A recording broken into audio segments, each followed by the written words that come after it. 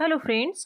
आज की क्लास में हम लोग देखने वाले हैं ईवीएस यानी पर्यावरण अध्ययन के कुछ प्रश्नों को, जो कि सीटेट 2022 के लिए बहुत ही महत्वपूर्ण है।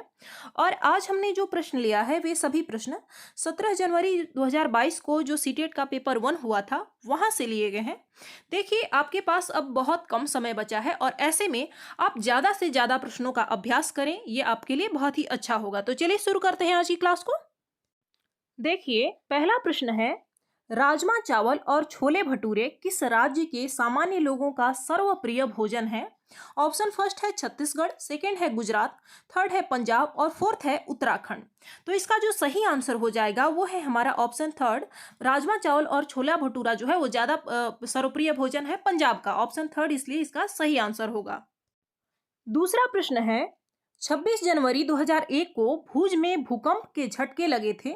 भुज किस राज्य में स्थित है? ऑप्शन फर्स्ट है गुजरात, सेकंड है महाराष्ट्र, थर्ड है उत्तराखंड, फोर्थ है जम्मू कश्मीर।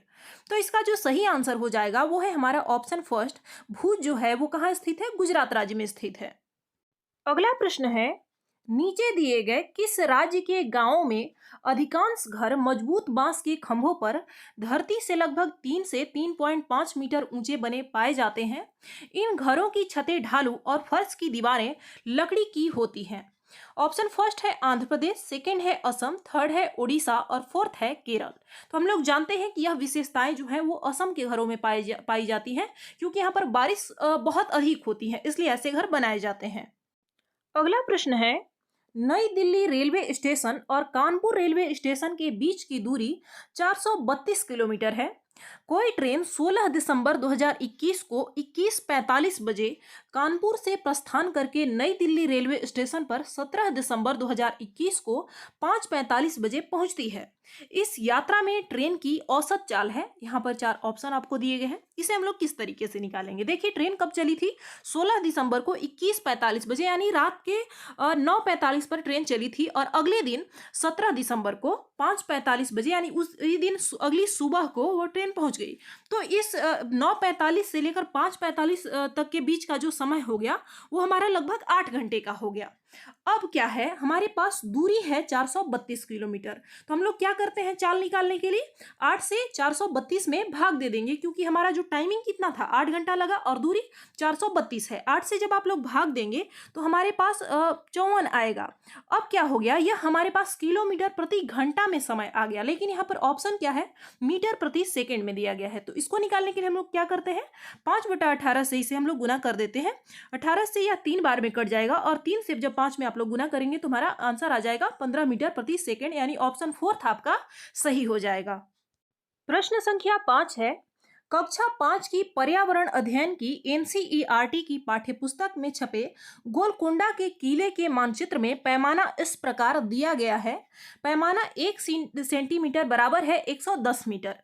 यदि इस मानचित्र पर फतेह दरवाजा और पटनचेरू दरवाजे के बीच मापी गई दूरी 15.5 सेंटीमीटर है, यानी वास्तविक क्या है, दूरी 15.5 सेंटीमीटर है, तो इन दोनों दरवाजों के बीच कम से कम वास्तविक दूरी क्या है? यह पैमाने पर की दूरी दी गई है। 1 सेंटीमीटर किसके बराबर है?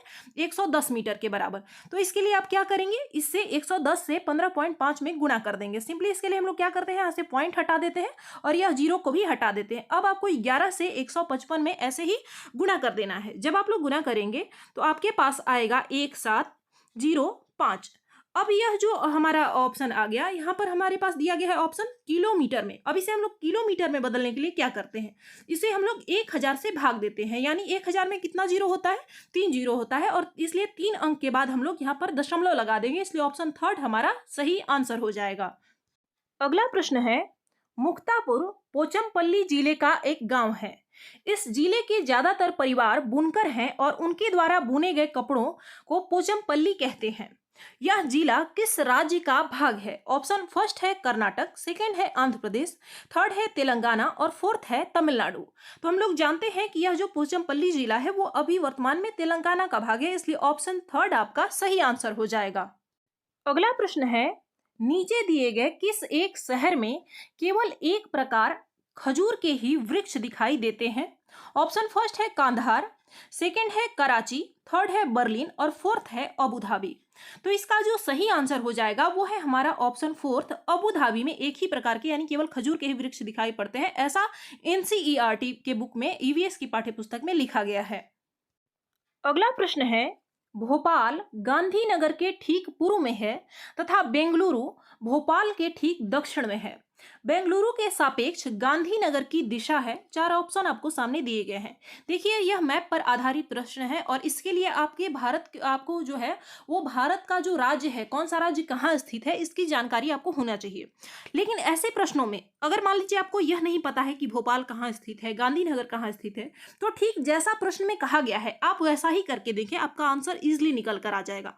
जैसे यहाँ पर कहा जा रहा है कि भोपाल जो है वो गांधीनगर के ठीक पूर्व में है। मान लेते हैं कि गांधीनगर ये हमारा है और भोपाल कहाँ है, भोपाल ये रहा गांधीनगर के ठीक पूर्व में, यानी इस तरफ है हमारा भोपाल। ये मान लेते हैं कि यह भोपाल है। अब कहा जा रहा है कि बेंगलुरु भोपाल के ठीक दक्षिण में है। यह हमारा भोपाल इसको माना है हमने। अब इसके ठीक दक्षिण में क्या है, यहाँ पर बेंगलुरु है।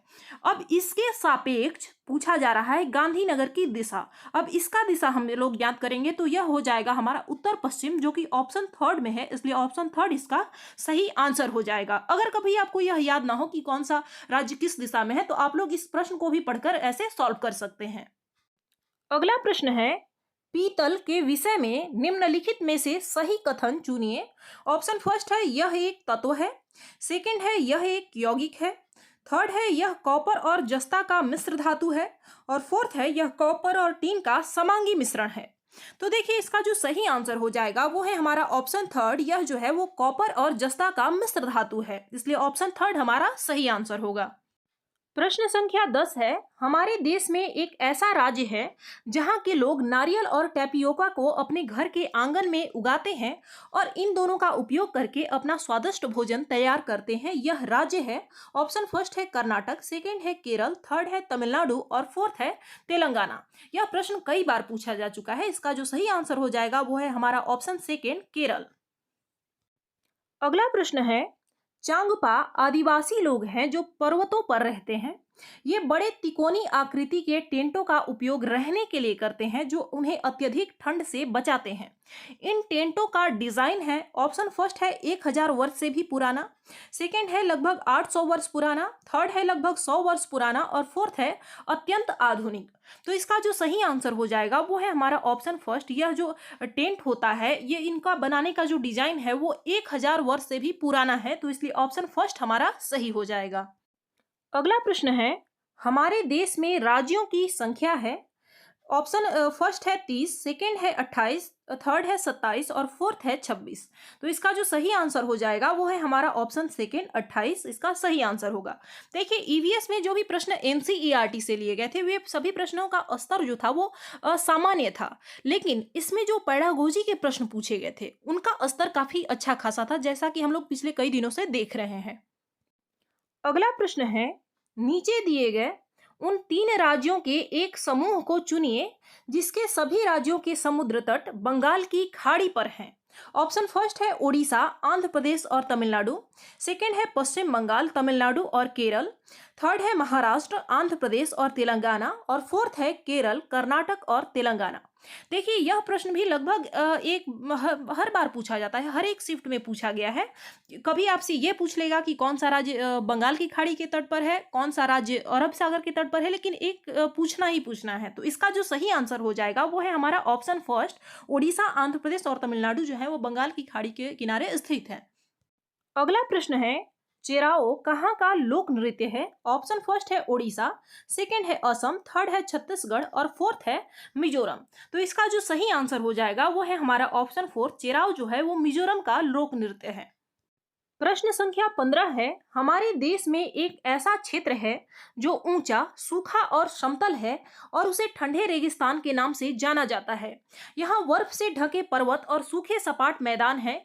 यह क्षेत्र कहाँ का भाग हो सकता है? ऑप्शन फर्स्ट है जम्मू और कश्मीर, सेकंड है लेह और लद्दाख, यहाँ पर टाइपिंग में गलती हो गई है, थर्ड है हिमाचल प्रदेश, फोर्थ है मेघालय। तो इसका जो सही आंसर हो जाएगा वो है हमारा ऑप्शन सेकंड, लेह लद्दाख को ही हम लोग ऐसे बोलते हैं, ठंडा रेगिस्तान के नाम से जानते हैं। वहां पर बारिश बहुत ही कम होती है। यह इसकी विशेषता है, यह ऊंचा है, साथ ही सूखा है और समतल है, इसे ठंडे रेगिस्तान के नाम से जाना जाता है। ऑप्शन सेकंड इसका सही आंसर होगा। अगला प्रश्न है, प्राथमिक स्तर पर पर्यावरण अध्ययन की प्रकृति है। ऑप्शन फर्स्ट है अनुपूरक, सेकंड है एकल विषय, थर्ड है एकीकृत और फोर्थ है पाठ्यपुस्तक आधारित। तो देखिए इसका जो सही आंसर हो जाएगा वो है हमारा ऑप्शन थर्ड। प्राथमिक स्तर पर जो ईवीएस का जो प्रकृति है वो एकीकृत है। इसके अंतर्गत हम लोग साइंस, सोशल साइंस, साथ ही ईवीएस के कुछ टॉपिक को भी एकीकृत करके रखते हैं, इसलिए ऑप्शन थर्ड आपका सही आंसर होगा। अगला प्रश्न है, दिए गए कथनों में से कौन सा ईवीएस सीखने के लिए राष्ट्रीय पाठ्यचर्या की रूपरेखा 2005 की सिफारिशें हैं? ऑप्शन ए है सीखने के लिए स्कूल, घर और समुदाय के बीच सुनिश्चित सीमाएं होना, बी है रटकर सीखने को हतोत्साहित करना, सी है किताबी शिक्षा से प्रस्थान और डी है स्कूल के बच्चों के जीवन को स्कूल के बाहर उनके जीवन से जोड़ा जाना चाहिए। सही विकल्प का चुनाव कीजिए। तो देखिए इसका जो सही आंसर हो जाएगा वो है हमारा ऑप्शन फोर्थ, बी, सी और डी सही है और ये हमारा सही नहीं है। बच्चे के घर और समुदाय के बीच सीमाएं सुनिश्चित नहीं करना होता है, बल्कि उन्हें स्कूल के ऐसे पढ़ाई से, जो हमारी पाठ्यचर्या है, उससे जोड़ा जाना चाहिए।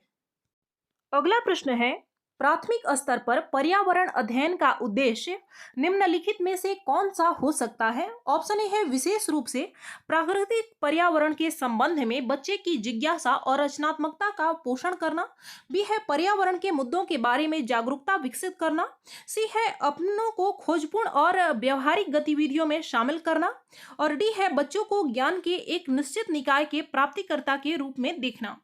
तो देखिए इसका जो सही आंसर हो जाएगा वो है हमारा ऑप्शन सेकेंड, ए, बी, सी इसका सही है। बच्चों को केवल ज्ञान का एक प्राप्तिकर्ता के रूप में, कि हम टीचर हैं, हम ज्ञान उनसे प्रदान कर रहे हैं और बच्चा बैठ के चुपचाप सीख रहा है, तो इसे हम लोग सही नहीं मानते हैं। बच्चा जहां सक्रिय हो, जहां खोजपूर्ण हो, यह हमारा सही होता है। इसलिए ए, बी, सी हमारा सही है और डी हमारा गलत है। अगला प्रश्न है, प्राथमिक स्तर पर पर्यावरण अध्ययन की शिक्षा शास्त्र के संबंध में निम्नलिखित में से कौन सा कथन सत्य है? ऑप्शन फर्स्ट है यह बाल केंद्रित है, सेकंड है यह किताबी है, थर्ड है इसमें प्रशिक्षक के रूप में शिक्षक शामिल है और फोर्थ है यह पुनर्प्राप्ति प्रथाओं पर केंद्रित है। तो इसका जो सही आंसर हो जाएगा वो है हमारा ऑप्शन फर्स्ट, बाल केंद्रित शिक्षा पर यह आधारित है, जो भी ईवीएस की पाठ्य पुस्तकें हैं या फिर शिक्षण शास्त्र है, इसलिए ऑप्शन फर्स्ट हमारा सही आंसर होगा।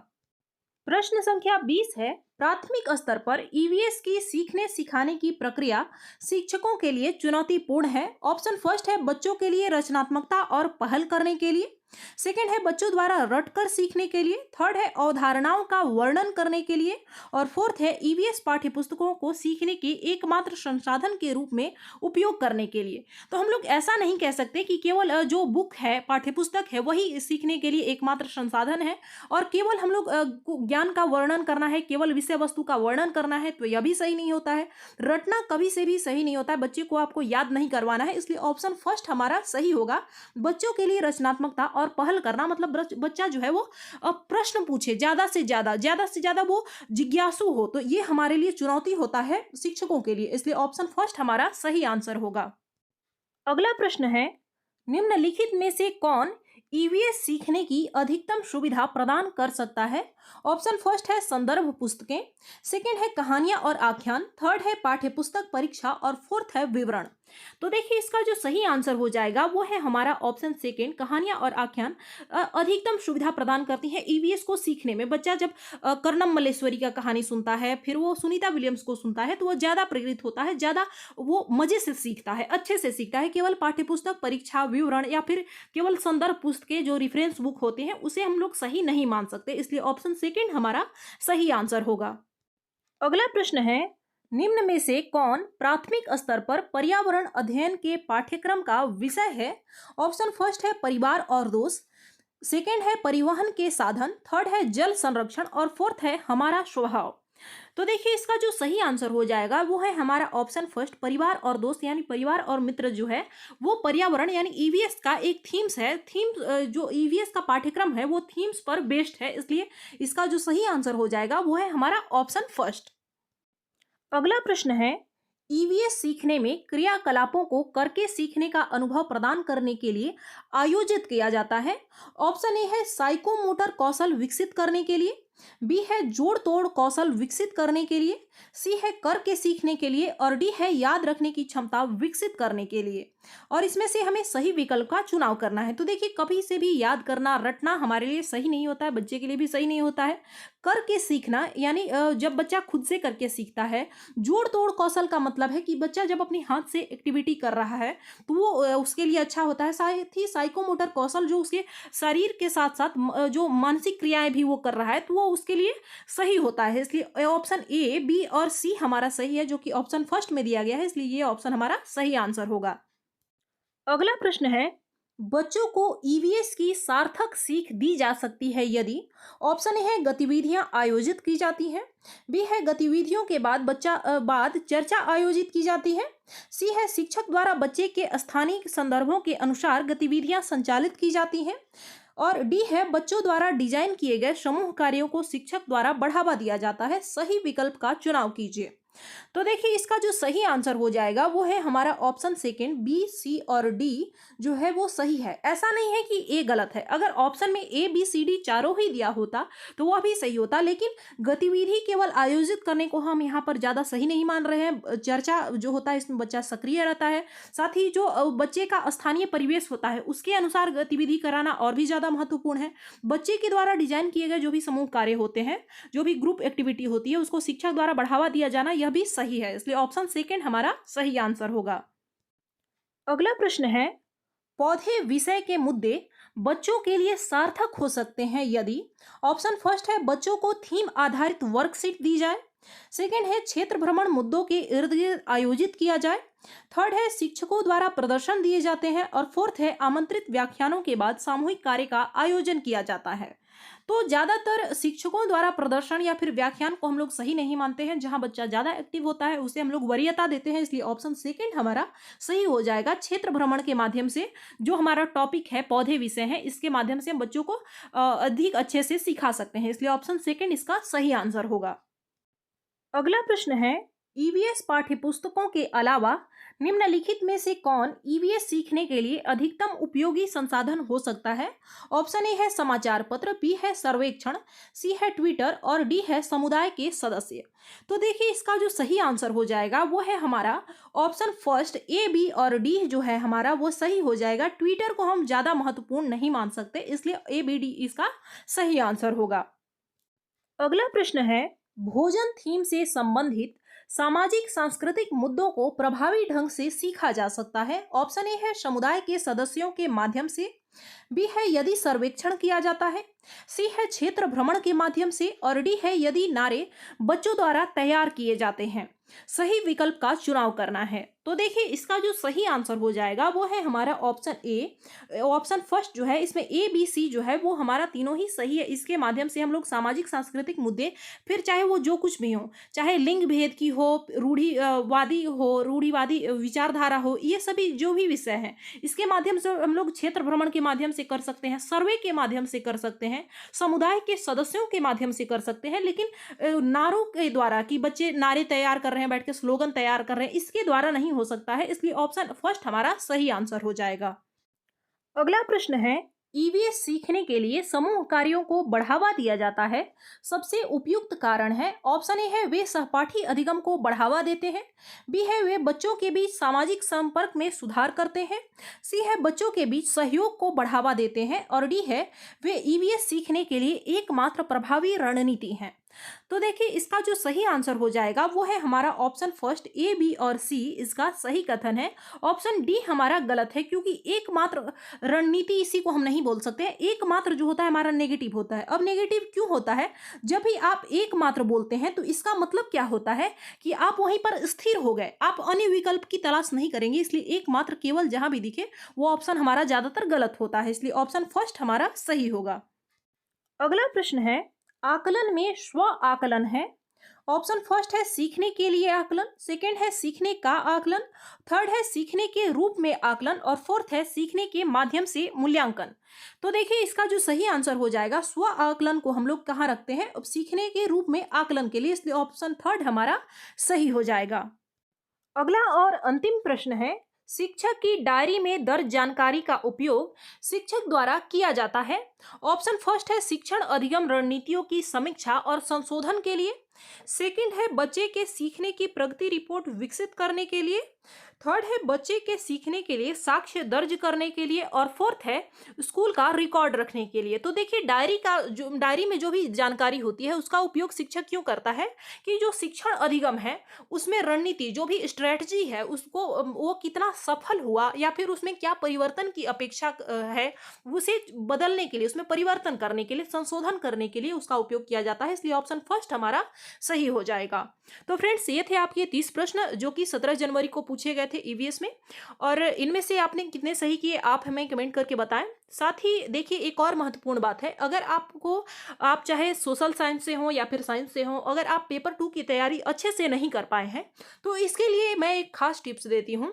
देखिए अभी भी आपके पास समय है और इस समय में आप क्या करें, ज़्यादा से ज़्यादा प्रीवियस ईयर के क्वेश्चन पेपर को सॉल्व करें। और ऐसा करने से पहले पहले आप यूट्यूब पे बहुत सारे मैराथन क्लास पढ़े हैं, आप चाहे आप साइंस के हों सोशल साइंस के हों, उन मैराथन क्लास को आप एक बार देख लें और उसके बाद प्रश्नों को जो भी पहले प्रश्न पूछे गए हैं इससे पहले एग्जाम में सीटेट में उन सभी प्रश्नों को आप अच्छे से कर लें। तो इस तरीके से आप कम समय में पेपर 2 का तैयारी आसानी से कर सकते हैं। बार बार लगभग वही प्रश्न पूछे जाते हैं, थोड़ा बहुत परिवर्तन होता है उनमें। तो इसलिए आप प्रीवियस ईयर क्वेश्चन को करें और साथ ही मैराथन क्लास को आप लोग जरूर देख लें, अच्छे से देख लें। इससे आपका तैयारी बहुत ही कम समय में बहुत ही अच्छे तरीके से हो जाएगा। तो मिलते हैं अगली क्लास में। धन्यवाद।